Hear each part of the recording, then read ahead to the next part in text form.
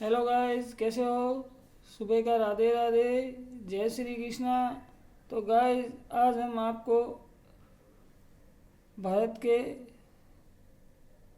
बहुत बड़े संत के बारे में कथा सुनाने जा रहे हैं गाइस। तो गाइस, चलते हैं, इन संत के बारे में थोड़ी सी जानकारी प्राप्त कर लेते हैं हम और आप, जो हमारे काम आ सकती है। तो गाइस चलिए, संत हैं कबीर दास जी। भारत के संतों में संत कबीर का स्थान बहुत ऊंचा है। इनके जन्म के संबंध में अनेक किंवदंतियाँ प्रचलित हैं। कुछ लोगों का कथन है कि जगत गुरु रामानंद स्वामी के आशीर्वाद से इनकी उत्पत्ति एवं विधवा ब्राह्मणी के गर्भ से हुई। लोग लाज के बेस से वे बालक की लहर तारा तालाब के पास छोड़ गई। नीरू नामक जुला उस बालक को अपने घर उठा लाया और पाल पोस कर बड़ा किया। यही बालक आगे चलकर कबीर के नाम से प्रसिद्ध हुआ। कबीर पंथ की मान्यता है कि कबीर का आविर्भाव काशी के लहरतारा नामक तालाब में एक कमल पुष्प के ऊपर बालक के रूप में हुआ। कुछ भी हो, ये बात सत्य है कि कबीर जी का लालन पोषण नीरू और नीमा नामक जुला दंपति के द्वारा हुआ। कबीर दास जी ने स्वामी रामानंद जी को अपना गुरु स्वीकार किया। ऐसा प्रसिद्ध है कि एक दिन रात्रि अंतिम पहर में कबीर पंचगढ़ा घाट की सीढ़ियों पर जाकर लेट गए। स्नान करने के लिए जाते समय श्री रामानंद जी का पैर कबीर जी के ऊपर पड़ गया। श्री रामानंद जी के मुख से उस समय राम नाम शब्द का उच्चारण हुआ। कबीर दास जी ने उसे ही दीक्षा मंत्र मान लिया और श्री रामानंद जी को अपना गुरु कहने लगे। संत कबीर जी की पत्नी का नाम लुई था। उसके पुत्र का नाम कमाल और पुत्री का नाम कमाली था। ये कपड़ा बुनकर अपने परिवार का पालन पोषण किया करते थे।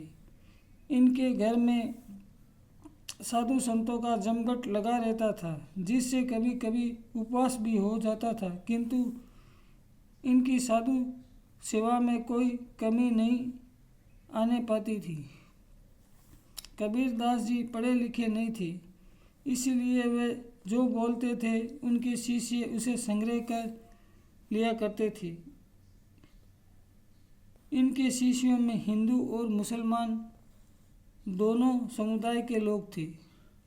इनकी वाणियों का संग्रह बीज जग नामक से प्रसिद्ध है।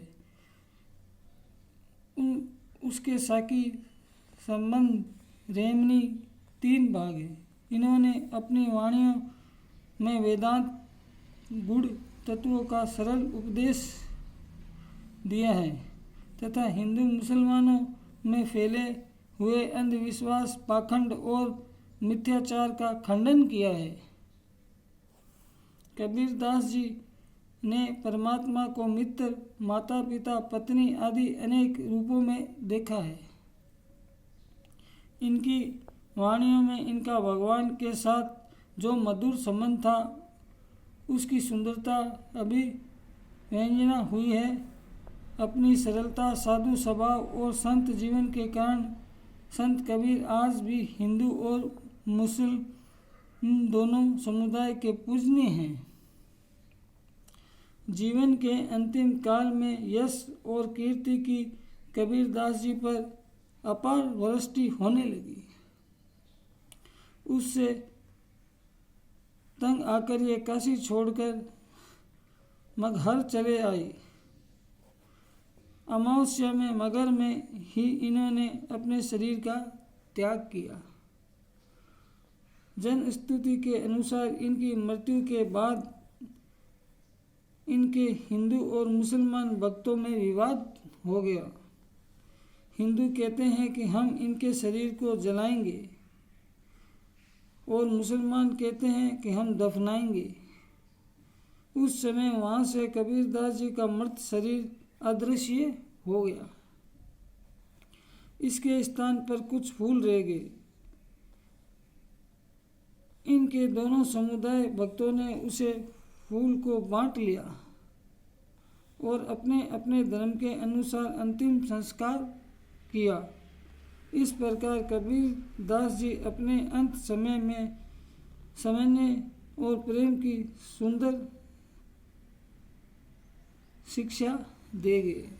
तो गाइस, आज हमने ये छोटी सी कथा संत कबीर जी के बारे में बताई।